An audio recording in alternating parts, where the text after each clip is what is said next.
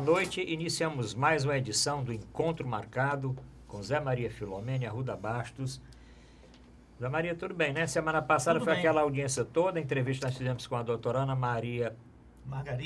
Margarida Furtado Arruda Rosenberg. E hoje temos um entrevistado também especial, né? Sem dúvida, a doutora Ana Margarida deu uma entrevista muito rica, muito interessante, né? Vasto, né?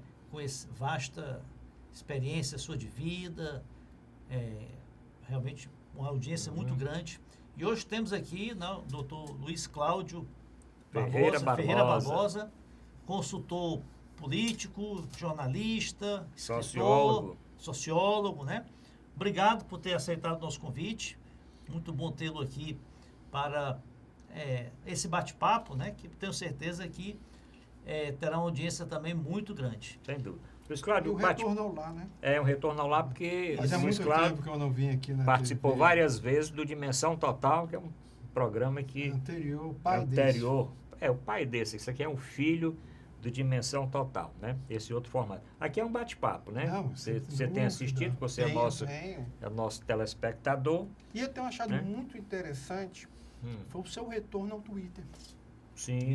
Eu acho que tanto vocês dois têm usado muito bem com maestria, que na minha avaliação, em termos hoje de informação, é um dos melhores locais para captar.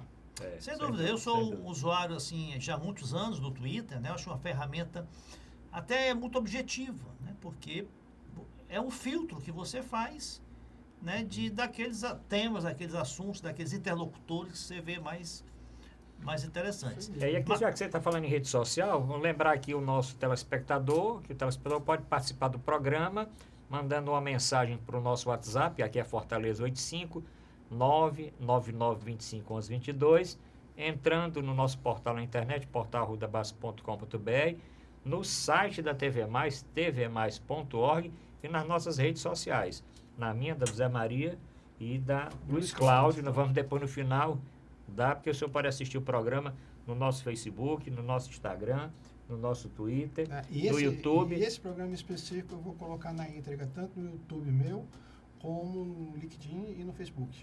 Pronto, então até o final do programa nós vamos dar todos os endereços. Mas vamos começar, né, Zé? Vamos começar. Como sempre, né, doutor Luiz Cláudio, né, vamos chamar assim. Fala um pouco aí da sua vida, onde você nasceu, o que seus pais fazem, faziam. É muito interessante a minha origem, da bela cidade de Aracati. Sim. Meu pai, filho de um industrial, que trabalhava também com a questão de couro. Couro, né? Couro. E a minha mãe, filha de um fazendeiro. E ambos resolvem morar em Fortaleza, se casam no começo dos anos 60. Meu pai, cabo do Exército. Minha mãe abandona a profissão. Mas a família deles é de Aracati? A família de Aracati. Todos, né? Todos somos de Aracati. Certo. Aí o que eu acho mais interessante é que vem a prole. Nasce primeiro Paulo Sérgio. Você nasceu, mas eles vieram para Fortaleza quando? Eles vieram no final dos anos 50, começo dos anos 60. Vieram casados. Já vieram namorando, depois casaram. E é interessante nesse processo que tem uma história da minha mãe que eu acho fantástica. Ela na lua de mel, morando na João Pessoa, e Jânio Quadros chega no Ceará e ela tem medo de vê-lo pessoalmente na rua, na avenida, porque como era casada, recém-casada, ela teve medo da opinião dos outros. Tá entendendo? Por isso que ela só viu pela janelinha a passagem do carro com o Jânio Quadros. Quer dizer, quando a minha mãe é aquela mulher que foi talhada para ser mãe mesmo. Não tem nenhuma profissão, ser uma dona de casa, cuidar do marido e dos filhos. Vieram ao todo 5, Paulo Sérgio, Lucelena, Jorge Luiz, Regina Cláudia e eu. E depois outros 2 que vieram também fazer parte da família. Ao todo são 7 irmãos. E o mais interessante... Você já nasceu em Fortaleza. A característica do meu pai não foi ir para a iniciativa privada, foi ser funcionário público. Vai para o Exército. No Exército, nós sabemos que o soldo ainda hoje não é um grande recurso, mas deu aquela capacidade para ele tentar outras coisas. Faz a faculdade de Economia na mesma turma do Antônio Cambraia, depois passa para o DNR e depois passa para a Receita Federal. Isso já no Pernambuco Federal. Ele se tornou auditor da Receita Federal. E é interessante, nesse período, a gente sai da João Pessoa, mora na Piedade e depois vai morar num bairro que estava nascendo no final dos anos 70, começo dos anos 80, Cidade dos Funcionários. Cidade dos Funcionários. Tinha até um nome por causa do IPEC. Agora eu quero explorar um pouquinho a Avenida João Pessoa, porque naquela época, a Avenida João Pessoa também eu conheço, bem. Ali Você lembra o número da sua casa? Rapaz, é interessante. Eu cobro aqui, você sabe o número da sua casa? Não, interessante. Eu sei o da minha, 4557. A minha era 4557. Eu era pequeno, quer dizer, meu pai depois saiu para o bairro de Fátima, mas até uma certa idade, casa do meu pai nós moramos era ali. Do IMPA, quando você passa do IMPA direção centro, um quarteirão. Certo. A minha já era em frente ao Depósito Calixto, sim, que já era para Costa Mendes. Quase esquina com a Costa Mendes. E é interessante que a Costa Mendes hoje é conhecida por causa da panificadora Costa Mendes. Pois exatamente. Que tinha duas tem filiais, no bairro de Fátima agora virou Empório de Fátima. Que na minha época tinha o nome de Beco do Segundo. Ainda tem um detalhe. A Costa Mendes tinha o nome de Beco do Segundo. Porque antes da Zé Bastos, rememorar aqui Fortaleza, antes da Zé Bastos, a Costa Mendes é que ligava ali o Montese até a Parquelândia por ali. Aqueles bairros não existiam, por exemplo, Damas não existia praticamente, o Bom Sucesso não existia, Jardim América não existia. Hoje, quando você passa por lá, meu amigo, já são moradores de 2 ou 3 gerações e com suas culturas próprias. É interessante esse crescimento de Fortaleza. Quem ainda mora no Jardim América é o Cid Carvalho, né? O Cid Carvalho, grande senador, um dos homens públicos que tem uma história brilhante. O senador Cid Carvalho foi vizinho do meu pai na rua Agapito Santos, né? Isso na década de 50, né?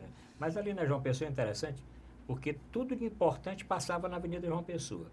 Primeiro, aquela corrida de São Silvestre, a corrida que tinha do final do ano aqui, não era São Silvestre, eu não lembro do nome, Corrida da Fogueira, passava lá, porque tinha o PC, a base ali do PC, isso, né?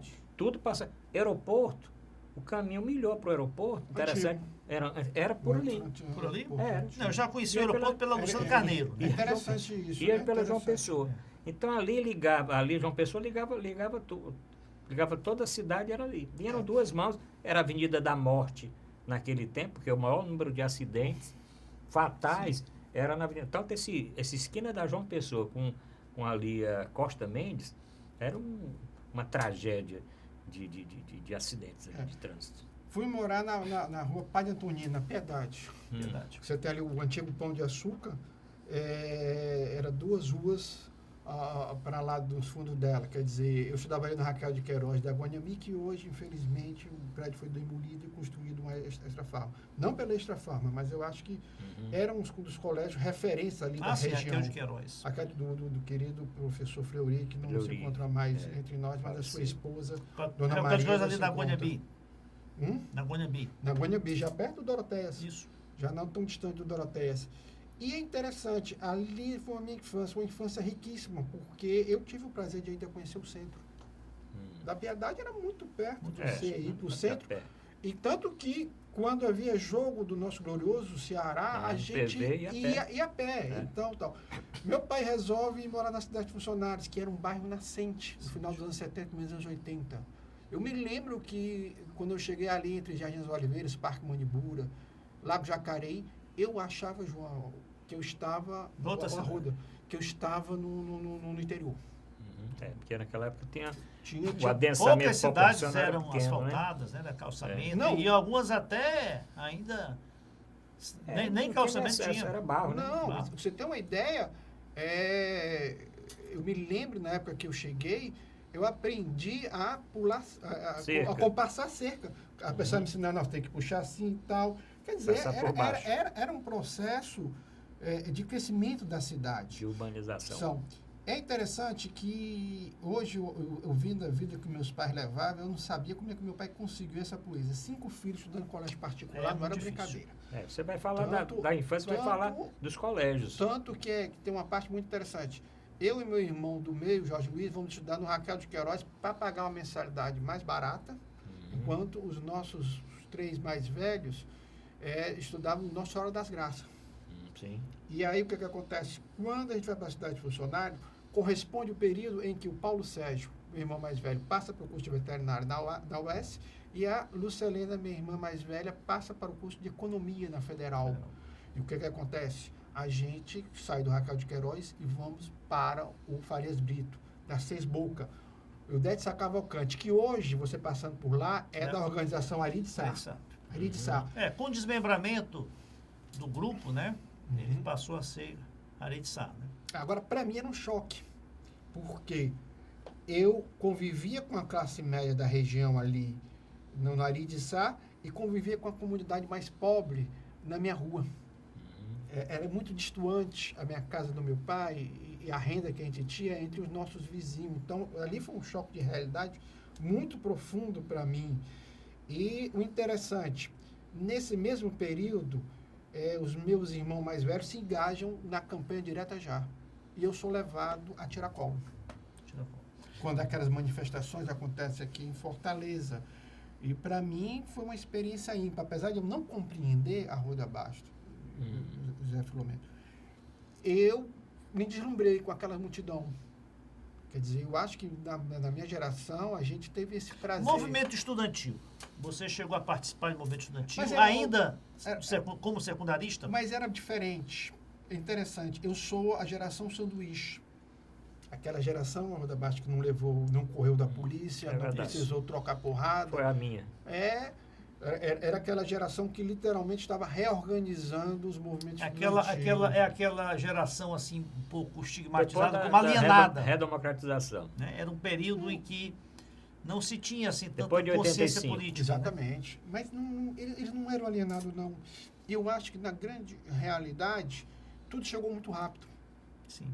Se você parar para pensar, poxa, o Gonzaga Mota foi escolhido pela Assembleia.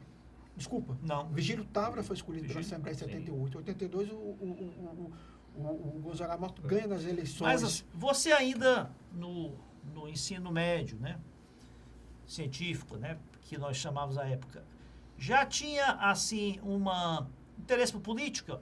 Sim, a manifestação política, Direta Já e a eleição de Tancredo em 85, aquilo me chamou muita atenção. Agora, isso você estava ainda no ginásio. Ginásio ou científico? Não, ginásio. Quando a campanha aqui em Fortaleza, que a perspectiva era, em 85, que Paz de Andrade e Lúcio Alcântara disputassem palmo a palmo, você tem uma terceira via que desponta, que é Maria Luísa, acaba ultrapassando os candidatos tradicionais, né? E a Arruda ganha. E a minha família, nas últimas 2 semanas, entrou na campanha. Porque tinha uma figura muito espetacular na chapa da Maria Luísa, nosso querido Américo Barreto. Sim, municipalista. Barreto. Era um homem de bem, ali era um homem de bem. Ali faz falta, homens como o Américo. O Américo era um homem de esquerda, mas era um homem que tinha uma visão ampla das coisas. Já em 86 é interessante, nós participamos da campanha, a família participou da campanha Mas vamos situar aqui o espectador. Isso você tinha que idade nesse período aí? Entre 14 e 15 anos. 14 e 15 anos, ou seja, era ainda um adolescente. Era um menino. O menino já tinha essa envolvimento na política. Essa vocação. Já na campanha do Tasso... de 82, você recorda ainda alguma coisa? Recordo porque o que acontecia? Meu pai me obrigava a ler o Diário do Nordeste e o Jornal O Povo todo dia, ao lado dele. Meu pai obrigava.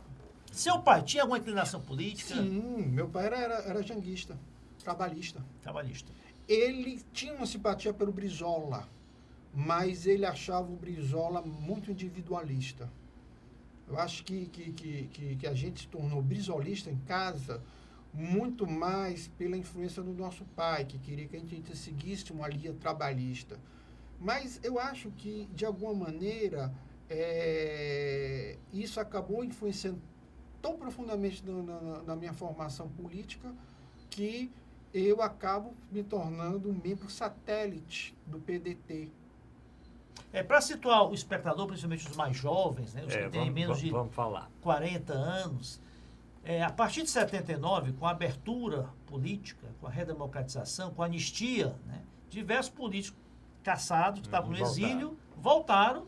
E, além disso, nós saímos do bipartidarismo, só tinha Arena e MDB, Depois PDS. né? E começaram a se formar os novos partidos, né?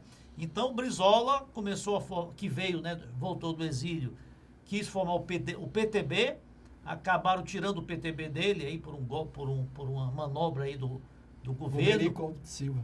E ele montou o PDT, mas naquela linha de resgatar, né, o trabalhismo, né, do Jango, do Getúlio. Tancredo Neves fundou o PP, depois fundiu o seu MDB. O Jânio também posicionou-se, né, acabou indo para o PTB. Ou seja, começou realmente a se reconstruir, né, toda um espectro partidário no Brasil, naquele período. Exatamente quando você começou a acompanhar a política. Aí, por ironia de destino, eu estudei com o filho do Edson Silva no Farias Brito. Aí eu acabo, por influência dele, entrando na campanha do pai. Naquela eleição Campanha já em 88. Que o Ciro foi eleito, né? O nosso querido Mariano era o vice. Era o vice. Mariano de Freitas era o vice. Eu entrei nessa campanha também. Mariano de Freitas era o vice do Edson Silva. Exato, Silva. E quem foi eleito naquele ano foi o Ciro Gomes. Que ainda hoje as controvérsias o Edson Silva, na verdade... com o Juraci Magalhães de vice. O Ciro tinha um vice. Era MDB. Na realidade, o Edson Silva, ele foi um candidato que foi usado, né? Porque ele não tinha um histórico político. Ele tinha de rádio, né? Ele era um radialista. E na época, os radialistas tinham, assim, uma popularidade muito grande. E aquele primeiro radialista em mexer com polícia, né? Então, ele não era egresso da política trabalhista, sindicalista. Mas ele foi... o telespectador, isso é antes da Constituição, então era só um turno. Era só um turno. Por exemplo, Mário Mamed foi candidato, teve uma votação também muito expressiva. O Partido Humanista lançou um candidato que era o candidato da Maria Luísa. Então, na minha avaliação, o bloco de centro-esquerda se pulverizou. Se ela tivesse marchado unido, né? Aquela eleição foi uma eleição... Teríamos derrotado. O Edson Silva disse dele. Aquela eleição foi muito rica em termos de candidatos, porque você tinha ali muito candidato, um leque grande. Você tinha o Pedro Gujão, né? Pedro Gujão foi candidato. Pelo PL. Mas é interessante, o PL, o Partido Liberal naquela época, o núcleo dele era formado de ex-comunistas. Você tinha o próprio Mário Mamed, o Acrisio Senna, se não me engano. Não. Acrisio Senna não, então eu confundi. Mas tinha o candidato... Do Partido Humanista. Partido Humanista. Que era o candidato, era o Dalto Rosendo. Dalto Rosendo. Tinha muito agora, Luiz Carlos, Agora, naquela época também, só chega nessa eleição do Ciro, não tem quem diga que essa eleição, o Edson Silva foi que ganhou? Não tem essa discussão? A grande realidade, eu hoje... 5 mil votos, né? Eu hoje analisando... Comemoramos a vitória do Edson Silva na época, antes de chegar no negócio de urna do Conjunto do Ceará. Hoje um telespectador está muito acostumado com a urna eletrônica, mas não era urna. Era o voto manual, desapareceu sessões. Era cédula. Cédula eleitoral. Então há muitos mitos urbanos sobre aquela eleição. Quando chega 89, eu já saindo do segundo grau, eu adentro a campanha de Leonel de Moura Brizola. Campanha, para mim, épica. Agora, antes de entrar aí no Brizola, daqui a pouco não qual era a sua predisposição profissional? Você pensava em seguir que carreira? Você tinha toda essa... A sociologia. Esse gosto político, a sociologia. Depois é que, dentro da própria sociologia, eu descubro as ciências políticas. Mas você já prestou vestibular em que ano? Eu já prestei o vestibular já em 90. Já para Ciências Sociais? Ciências Sociais. Mas nós vamos falar desse assunto e da campanha do Leonel Brizola, tá certo? Inclusive daquele comitê do Brizola na Santos Dumont. Nós vamos falar vizinho ao nosso querido Jário. Era o vizinho ao nosso querido Jário. Na esquina, né? Na esquina. E lhe digo uma coisa. Jairo Lanches. É uma pena que aquele casarão ter sido derrubado. João Cordeiro ali. Realmente. Aquele ali foi um absurdo. Foi um absurdo. Mas nós vamos falar desses assuntos no segundo bloco. Voltamos já.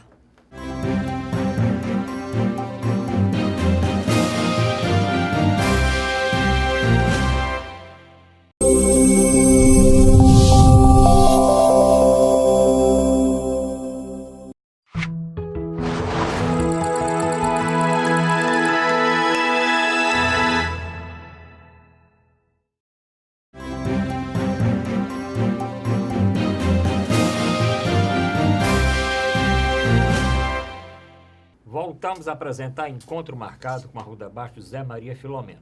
Lembra o WhatsApp do programa, aqui é Fortaleza, comente o programa de hoje. Aqui é Fortaleza 85 999 25 11 22. Bem fácil, 999 25 11 22. Assista o programa de hoje pela internet, no site da TV Mais, no nosso portal, portalrudabastos.com.br, na internet e nas redes sociais do Luiz Cláudio, do Zé Maria Filomeno e a minha. Só botar Luiz Cláudio. É só se você chegar no Google Sim, e colocar vamos ensinar logo aqui. Luiz com Z, Luiz Cláudio com Z, você automaticamente ele puxa. Cai nas redes. Eu tenho no Google praticamente de 3 a 4 páginas. Hoje, só de pesquisa. Pronto, então entre no. Bota também a Arruda Basca, vai lá também tá as redes e um bocado de comentário na época. Dizer uma coisa, um dos primeiros links que aparece é o seu blog, não é o meu. Você já me falou isso uma vez, porque o Luiz Cláudio, agora nem com tanta frequência, porque ele não está mandando mais para mim com tanta frequência, mas ele é colunista como o Zé Maria também. Ele manda a coluna dele, quando eu posto, eu estou postando. Vamos voltar a postar, porque os nossos leitores estão reclamando. Isso é bom, né? Isso é bom. E o Zé Maria bota o Zé Maria Filomeno com PH, porque aí Zé Maria Filomeno com PH só tem mesmo o Zé Maria aqui. Então é bem facilzinho encontrar. Mas vamos falar então. Bom, Farias Brito, que você disse que estudou. E aí depois do segundo grau, vou para o Geo Doroteias. Geo Doroteias. Muito famoso na época, inclusive. Colégio Geo. Colégio Doroteias. Ah, na Piedade também. Piedade. E aí é muito interessante. Nas freiras ali, né? Sabe que na Piedade que nasceu, né, foi o embrião do Grupo M. Dias Branco. Primeira padaria do senhor ainda Manel Dias Branco, né, que é pai do empresário Iven Dias Branco, quando veio do Cedro, né? Parece que ele veio de Portugal, passou por outras cidades no Brasil e residiu no Cedro, e quando veio a Fortaleza, tanto que o Iven Dias Branco nasceu no Cedro, se não me engano. A primeira padaria dele foi ali na... Foi ali na cruzamento ali da Antônio Salles com o Visconde do Rio Branco. Para mim foi um choque. Saiu do Farias Brito, da Seis Boca. Voltou para e foi pro Geo. Por quê? Porque no Farias Brito você tinha o filho do industrial, você tinha um empresário, você tinha o filho do funcionário público. Quando eu chego no Geo Doroteias, são os filhos da classe operária. Era mais popular.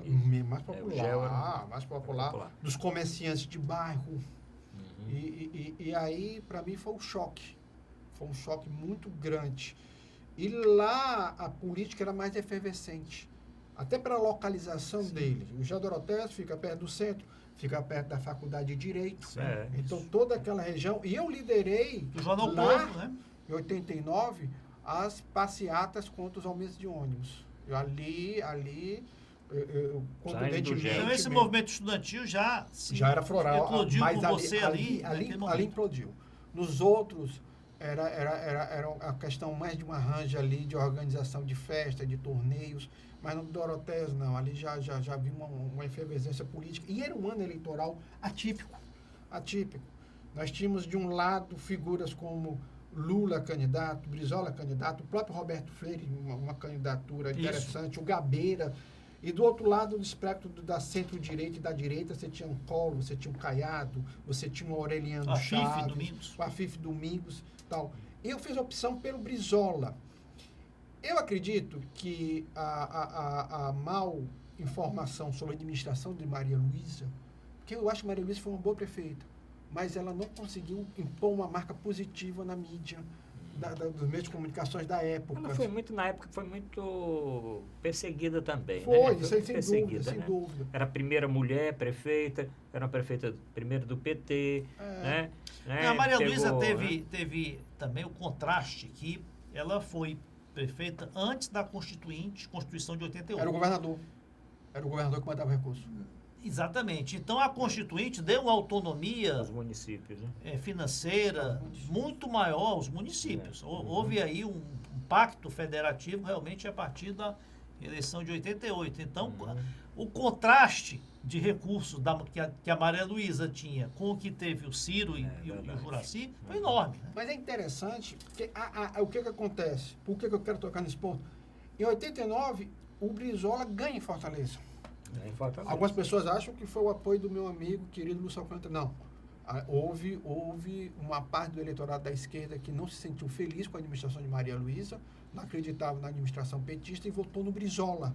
No lugar de votar no Lula. Tanto que em Vitória, o Brizola ganha, Rio de Janeiro e Porto Alegre e Florianópolis.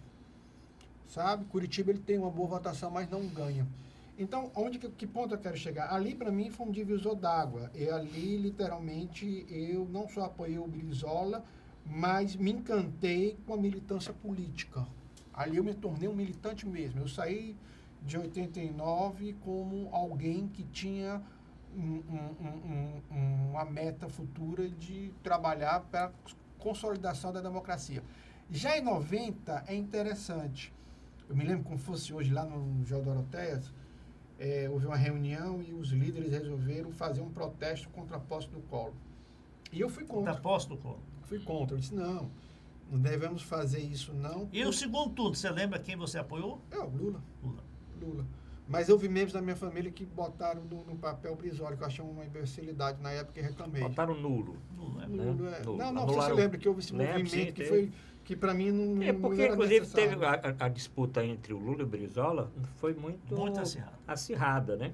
O Lula dizendo, quer dizer, o Brizola dizendo que o Lula pisava até no pescoço da mãe para ser eleito e o PT não ficava atrás também, falando do caudilho. Do Brizola, né? Do caudilho. Na verdade, então, teve aquela divisão. Até a véspera da eleição, imaginava-se que o Brizola fosse para o segundo turno. O Lula veio no ascendente e o fator que era militância petista, né? Militância petista na eleição. Vários fatores, a péssima escolha do vice do Brizola, que não agregou voto, que era um pernambucano, mas por aí vai.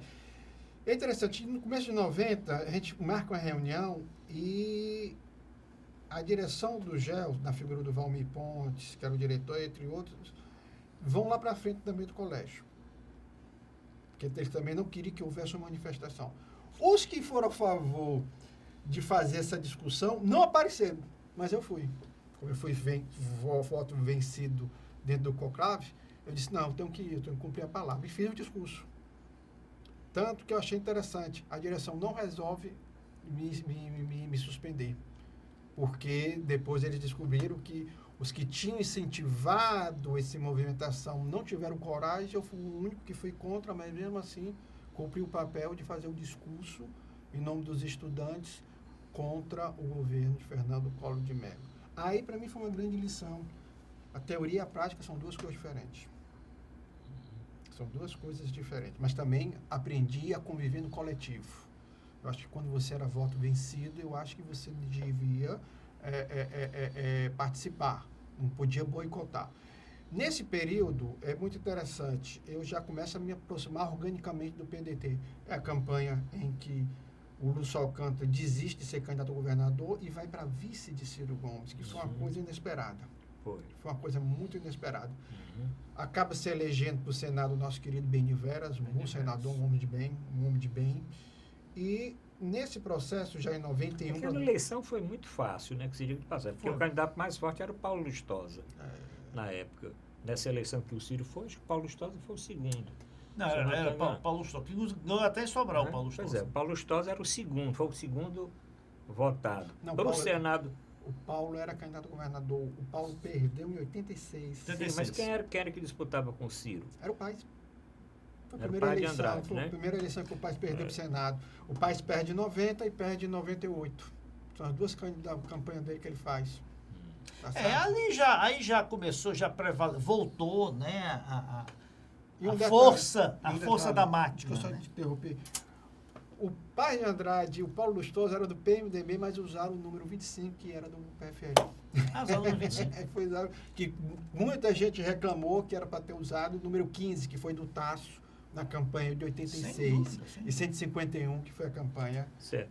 Mas eu quero... Aí você entrou na sociologia e entrei no PDT.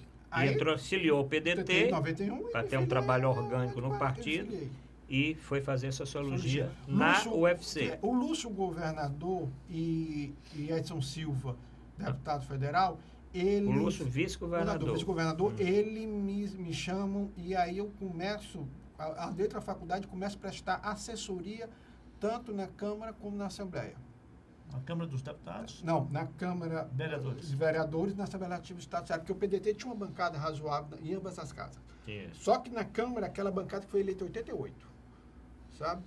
E aí, para mim, foi uma experiência ímpar. Ali, eu acho que começou a nascer a vocação para ser consultor político. Ali começou o processo.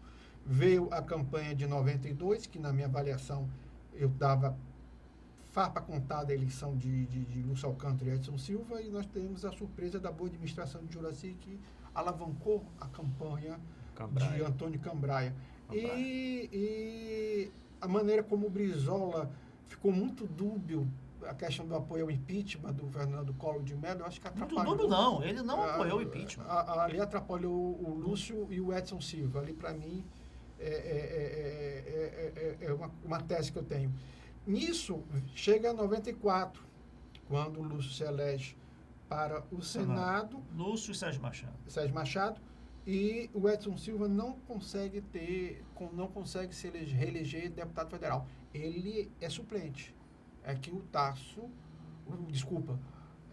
o Tasso, quando se reelege, chama alguns para o secretariado, entre eles o Ariosto Holanda, tá certo? Ciência e tecnologia. E tinha sido uma coligação, né? Eles tinham agora, Luiz Cláudio, sim. Agora, única. Você era militante do PDT, agora... De um grupo específico até. Sim, mas essa atuação do PDT era como militante ou já era profissional? Já era remunerado?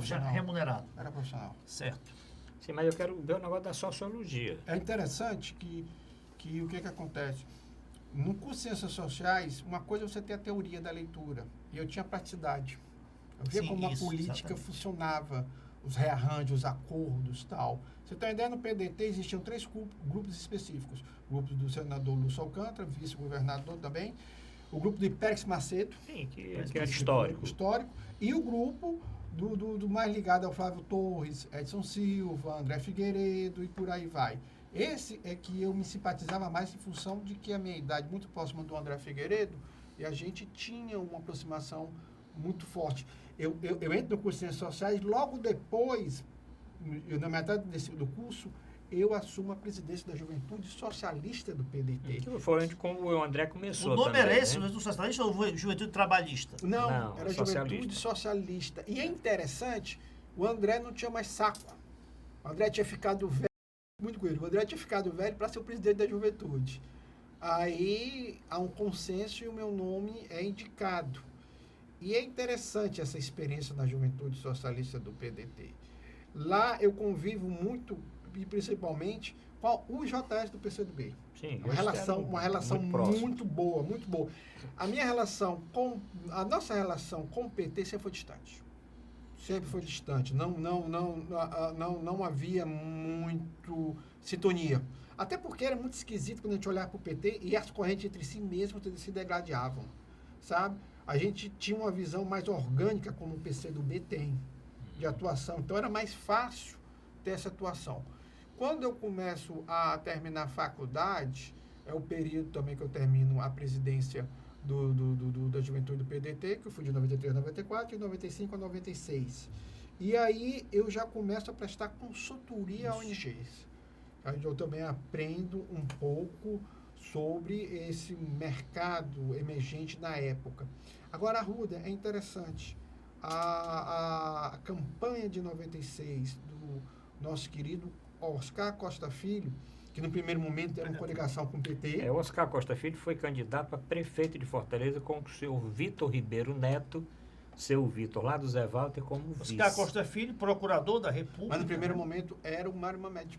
Mas quem foi o vice foi o para prefeito. Não, quando no primeiro momento foi PT e PDT. Depois o foi PT sai e vai apoiar o Inácio Arruda. Ficou o PDT só. Então, ali para mim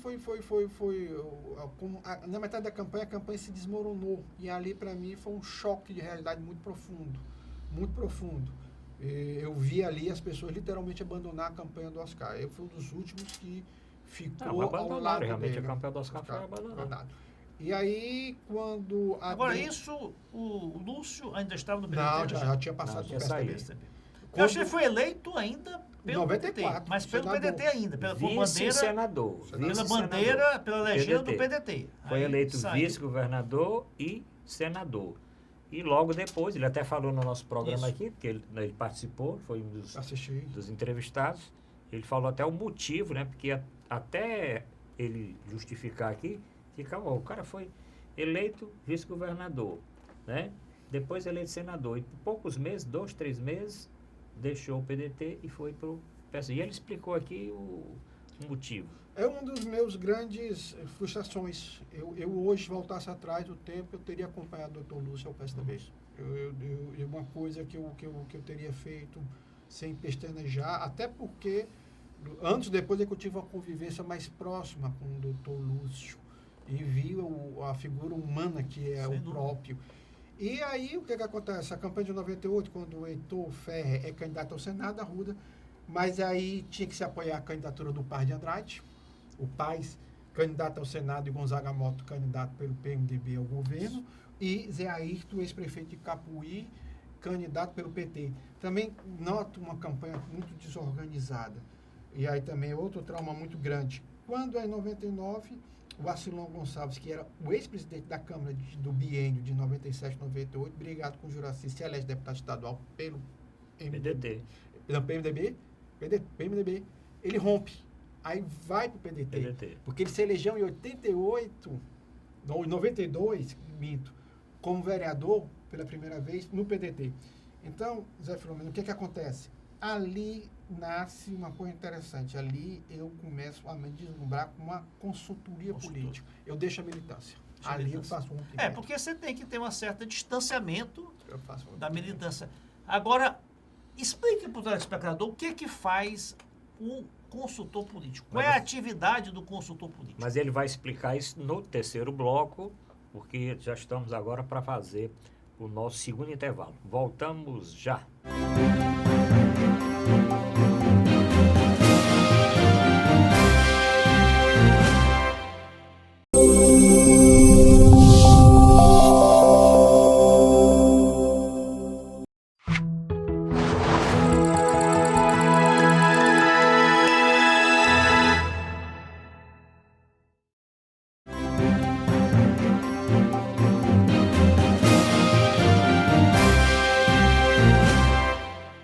Voltamos a apresentar encontro marcado com Zé Maria Filomena e Arruda Bastos. Lembra o WhatsApp aqui do programa, que é Fortaleza 85999251122. Comente o programa de hoje. Lembro o nosso portal na internet, portal.arrudabastos.com.br, para o telespectador rever os programas anteriores, inclusive o da doutora Ana Margarida, está postado lá no portal, pode assistir, como está no canal do YouTube também, da TV+, tvmais.org. Bom, ficou uma pergunta aí, né? Exatamente. Então, explique ao telespectador o que faz o consultor político, né? O que eu aprendi na assessoria parlamentar? Qual a importância do consultor político? Porque uma coisa é fazer consultoria política, outra é ser um estrategista político. Totalmente diferente. E o marqueteiro político. Totalmente diferente. São três profissões muito diferentes. O estrategista político quase sempre é o próprio parlamentar. É muito difícil ele chamar alguém para fazer isso. Tá certo? Quando ele chama, é o último caso, mas quase sempre é ele. O marqueteiro, na grande realidade, era o cara que literalmente transformava ele num produto vendável. Isso era muito comum nos anos 90 e 2000.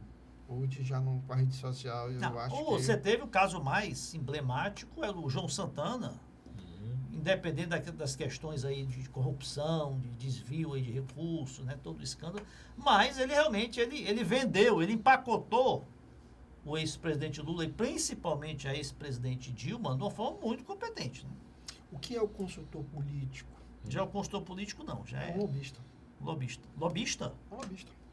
Ele consegue transitar e colocar as pontas em comunicação. Ele faz o contato. Em 1999, quando Acilon Gonçalves se transfere do PMDB para o PDT, o que acontece? Há uma briga interna entre o Brizola e Antônio Garotinho, eleito em 98. E eu chego para Acilon Gonçalves e o convenço que é interessante o primeiro contato com Antônio Garotinho. E aí só havia um problema. Eu conheci o Antônio Garotinho na época da juventude. Ele sim. Deputado estadual, sabe? Não, Prefeito ele foi de Campos. prefeito de Campos, deputado estadual, mas prefeito de Campos de novo. aí o que acontece, Arruda Bastos? 7 horas da noite, eu na Assembleia, junto com meu amigo sociólogo Francisco José Júnior Ramos, e ligo para o Palácio da Guanabara. A secretária atende, eu me identifico, digo quem sou, ela nota, ele vai retornar daqui a pouco. Aí eu disse, Júnior, vamos embora que se retornar. Mas isso daí, o Antônio Garotinho, o governador do Rio de Janeiro, 99. Aí eu disse, Júnior, vamos embora que isso aí não vai dar em nada. Eu disse, vamos ficar. Quando deu perto de 8 horas, ele retorna a ligação para a Assembleia Legislativa do Estado do Ceará. A gente tinha um celular, mas não era tão usado como hoje. Estou falando de 20 anos atrás, né? Ele se identifica, lembrou de mim. Se eu lembro, sim, você é o cearense de olhos azuis. Sou eu mesmo. E eu queria ver como é que a gente pode conversar. Eu quero bater um papo com o pessoal do Ceará. Eu disse, olha, eu vou lhe passar aqui o celular do deputado estadual Silvão Gonçalves. Passei e tal. Quando ele terminou o telefonema, ele ligou. Ali foi a primeira grande consultoria que eu fiz. A relação dele, do Acilon, foi tão profunda que se afunilou a tal ponto que logo depois eu iniciei o processo da ida da gente ao Partido Socialista Brasileiro. Na época aqui, figuras como Sérgio Novaes, o Walter Miranda, entre o João Ananias, está entendendo? Na época. E um ambiente hostil. Porque o PSB daqui era Lula. Estou falando do final de 2000, começo de 2001 e a eleição de 2002 já estava aqui. Era um dos diretórios que defendia o apoio ao Lula, não defendia a candidatura própria. O Miguel Arraes foi que viu no Garotinho uma possibilidade de criar uma nova alternativa. O que é que acontece? A gente faz a campanha em 2002, mas aí, chegando em 2003, eu não tinha nenhuma perspectiva. Como eu tinha ajudado o Moroni na campanha de 2000, ele, doutor Edgar Fux, a primeira campanha dele, eles me chamaram para trabalhar como funcionário do PFL e do Democrata. O PFL já em mudança para ser Democrata. Aí já era consultor político mesmo. Já não tinha mais nada de militância, já era um trabalho mesmo pago, era um processo de pragmático. E conversar com os empresários, conversar com os partidos, tal. Fico lá de 2003 a 2006, ajudando, quando o Moroni perde aquela campanha. Quando passa 2007, 2008, eu resolvo ir fazer uma especialização em ciências políticas, que para mim eu acho que era formidável. Quando, em 2009, nós temos a eleição de quem para a Câmara Municipal, derrotando o candidato do prefeito, que na época era o Eupídio Nogueira, que é o irmão do Sarto, hoje presidente da Assembleia. Grande vereador, de passagem, doutor Eupídio, meu amigo e conterrâneo de faculdade da UES, Salmito Filho. Mas lá eu vou trabalhar para ele gratuitamente. Mantive meu escritório, trabalhava aqui com o Instituto Informa e ajudava ele mais em orientação. Aí, de alguma maneira, era como se eu fosse um estrategista político convidado por ele. Aquele que você estava falando, tá entendendo? A gente desenhava um campo e tudo direitinho. E o que aconteceu? A minha querida Ana Villarreal, jornalista, mulher belíssima, viu meu dom de comunicação, disse, vou lhe colocar na televisão. Eu disse, Ana Villarreal, eu não tenho nenhuma vocação para televisão. Ela disse, você tem sim, vá. Arruda, eu chegava lá, aí eu começava a falar, olhar para baixo. A blusa e o paletó e a gravata nada combinava. Ela parava no meio da gravação e dizia, meu filho, você não é bestado não, olhe para cá. Câmera é essa. Jeitão dela, era filho de militar. Rapaz, é interessante. Ela sai da TV Fortaleza e vai para a TV União e me leva junto, colocando lá nos programas da TV União, que na minha avaliação foi muito importante. É o lado jornalístico, né? E a TV União, ela entra em todas as classes sociais. Mas hoje, né? Além da questão jornalística, você tem um programa... na TV Assembleia, na TV Fortaleza, pela ordem. Pela ordem, que dias que é veiculado? Ele passa na sexta-feira, primeiro momento, às 6 da noite, na TV Fortaleza, e domingo de manhã, entre 8 e 9 horas, ele passa na TV Assembleia, e reprisado durante a semana. Entendendo? Mas nesse mesmo período, Filomeno, eu inauguro meu blog, o blog do Luiz Cláudio. Escrevo algumas coisinhas e tal, mas é em 2012, quando o Eliomar começa a ler o meu blog e coloca, sem me consultar, um dos meus textos. Explode. Eu falo da provável união do PPS e do PDT. Aí alguns diziam, como é que você... Esse ano?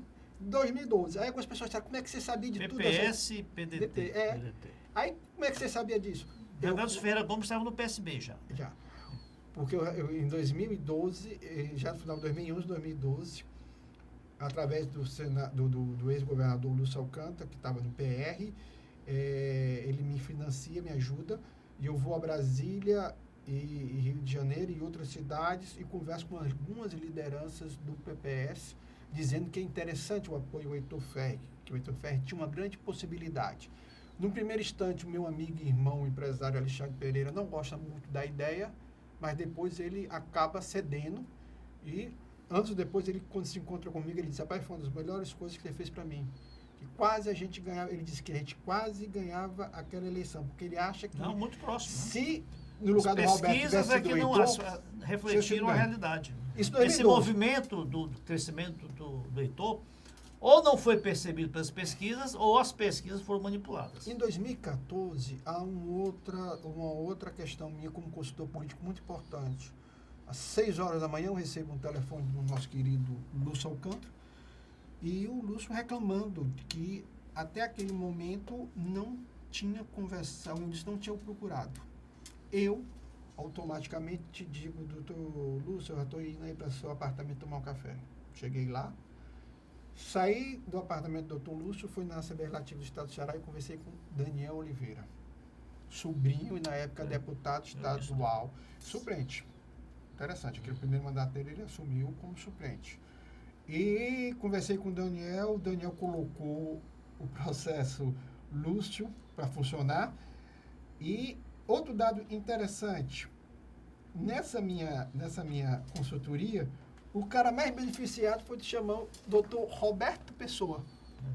Mais beneficiado. Porque a nossa ideia era colocar o Lúcio como vice. Mas numa reunião em que o Lúcio vice do Eunício. Que o Lúcio estava com o Eunício, eu me lembro como fosse hoje, o Roberto chegou lá e disse, eu já conversei com o senador Tasso Gereissati, ele também vai me apoiar como seu vice. Aí deixou todos atônicos e aí, nesse aspecto, o Roberto acaba se tornando candidato a vice-governador, um nome excelente, um bom administrador, tá entendendo?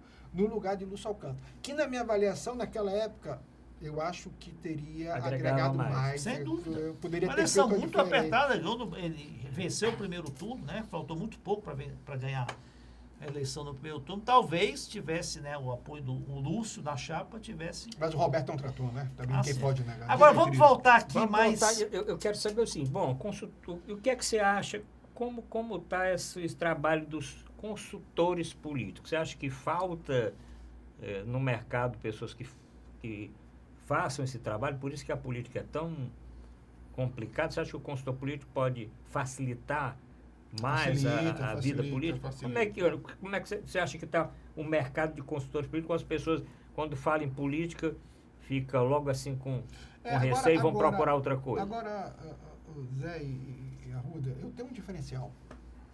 Eu tenho um programa de televisão e escrevo. Ah, sim. Então, o que acontece? E eu tenho uma marca minha, com a Arruda abaixo, sente uma inveja muito grande. A Arruda, quando está nos hospitais lá no interior, ele entra no Facebook, no Instagram ou no Twitter, lá ele vê lá eu, às 6 horas da tarde tomando meu café. É verdade. Com exceção de quinta-feira, o resto da semana eu estou tomando meu café.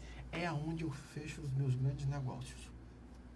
Eu chego na cultura, por exemplo, eu estou aqui na cultura tomando café, lendo um livro, quando eu menos espero, em 10 minutos alguém liga e vai conversar comigo, e às vezes é o local que eu mais fecho negócios. Vamos fechar um negócio agora aqui, né, rapidinho, aproveitar aqui a sua expertise como consultor político. Governo Bolsonaro é um governo que se imaginava que o partido dele, o PSL, que é um partido fosse ter uma dominância, um crescimento, um protagonismo no Congresso Nacional, né? Elegeu 52 deputados, imaginava-se que fosse agregar até mais de 60, mas é um governo politicamente bagunçado, esse partido, realmente um partido também que não se firma. Como é que você vê aí o governo Bolsonaro, quais as perspectivas? E você vai falar do problema do partido dele aqui, né? Porque aqui está uma confusão. Essa ironia questão também, paroquial a gente deixa para depois. Eu quero saber questão nacional. O tempo está acabando, mas a questão da ironia, minha carta de clientes, quem é que faz parte? O Partido Renovador Trabalhista Brasileiro, do vice, do Hamilton Mourão. Tanto que eu não estava em São Paulo, mas acompanhei a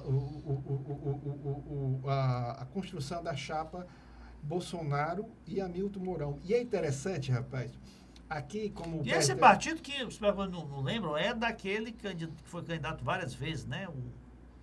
Não é o que corte mal pela Isna, era o PTB. Não. Esqueci o nome daquele baixinho bigodudo, como é o nome? Que era do PRTB, não?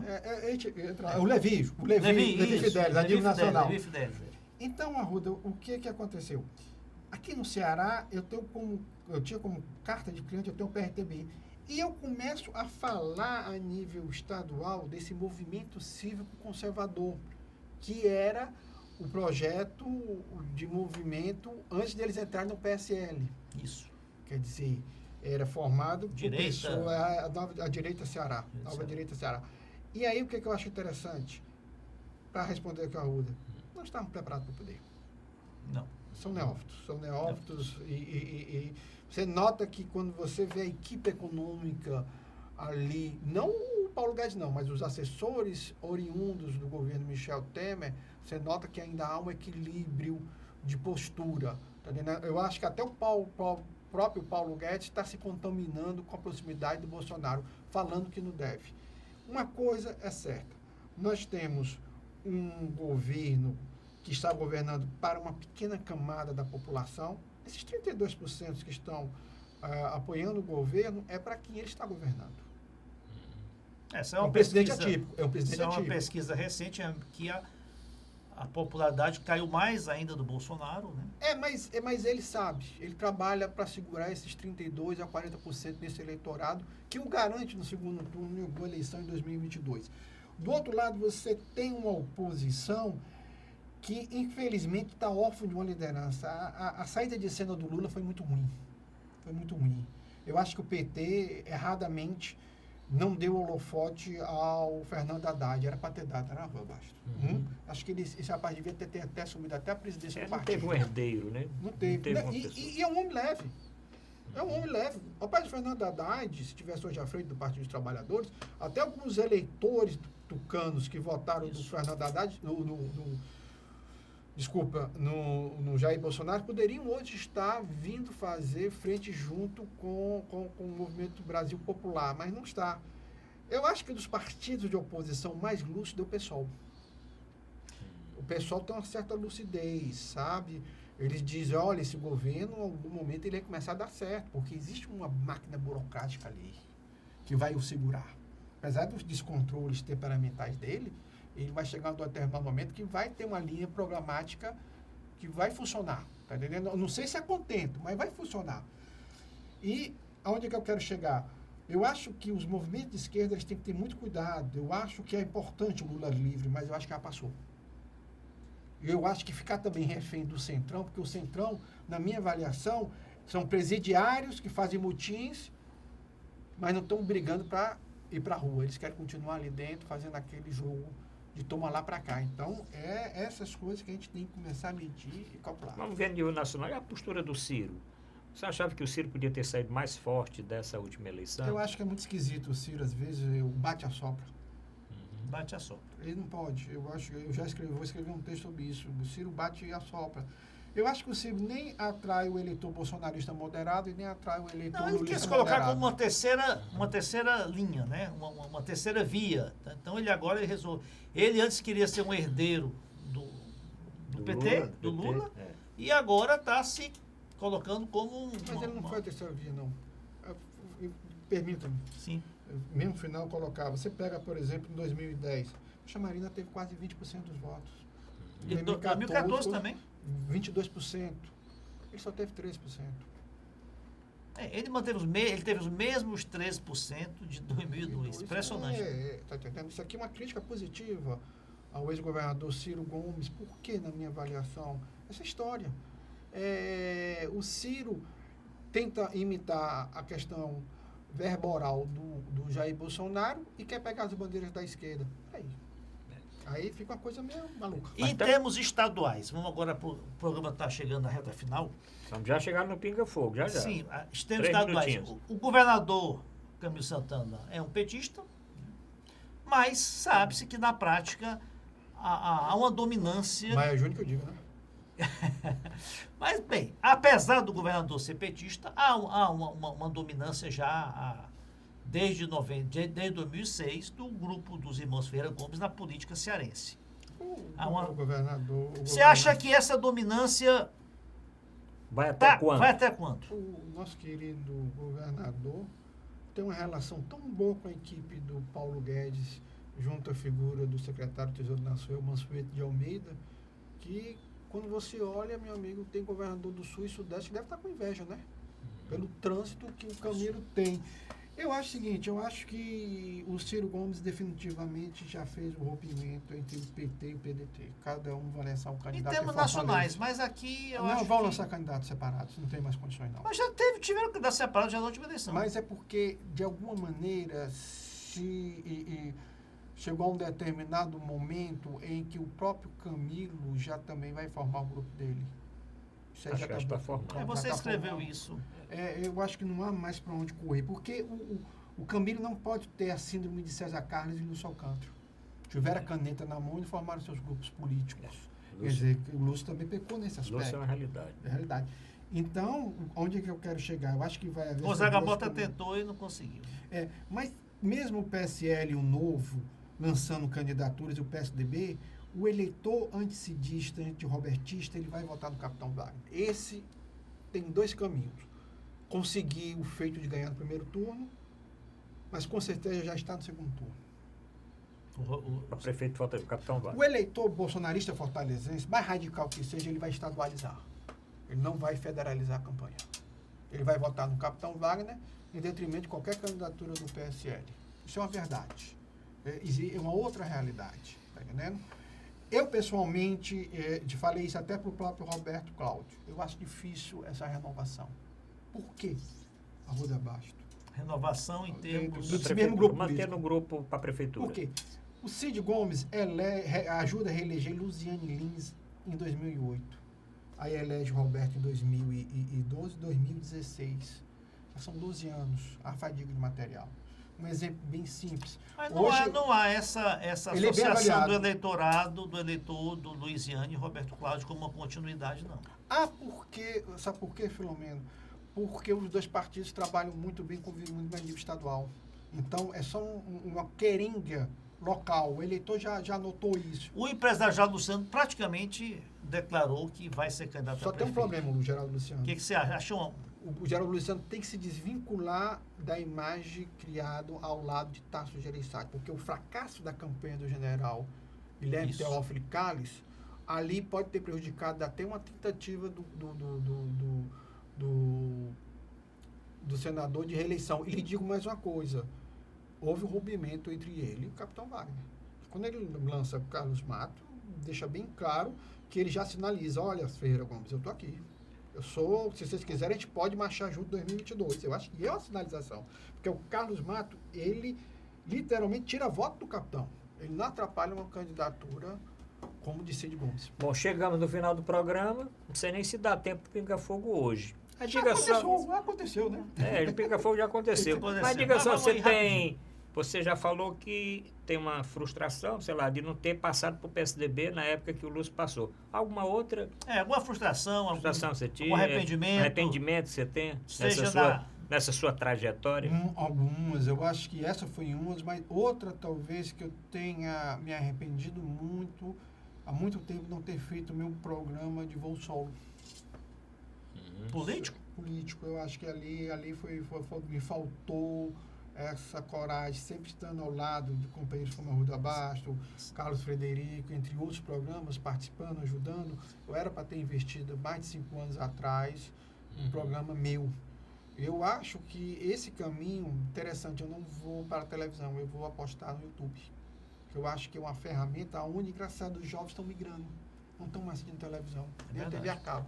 Bom, vamos agradecer aqui, né, o Luiz Cláudio Ferreira Barbosa, por ter participado do nosso programa, Zé Maria. Agradecer ao nosso Sem dúvida, o telespectador. programa muito dinâmico, passou tão rápido que passou rápido aqui. Eu ninguém sei nem que tem, sentiu. tem telespectador que está meio assim, mas assista 2 vezes, que aí no fim você acaba caindo, né? Em termos Programa de muito de conteúdo, tempo. então assista muitas Muitas vezes. Por isso que nós reprisamos o programa exatamente para isso. Senhor, Arruda, obrigado aí. bom. Vamos lhe convidar outra vez para participar do programa. E meu amigo Filomeno. Bom, E é então, interessante, só para interessante, você está no meu grupo de WhatsApp 2 e ele está no 1. No 1 e no Vocês 5. dois não se encontram. Não, nós nos encontramos. Nós Não, encontramos no meu no blog, seu vocês não. no É verdade, blog, é verdade. eu vou até dar um jeito de colocar vocês dois juntos, que eu acho que é interessante. Pronto. Então, obrigado aí pela audiência, obrigado pela grande audiência do programa Encontro Marcado. Voltamos na próxima semana.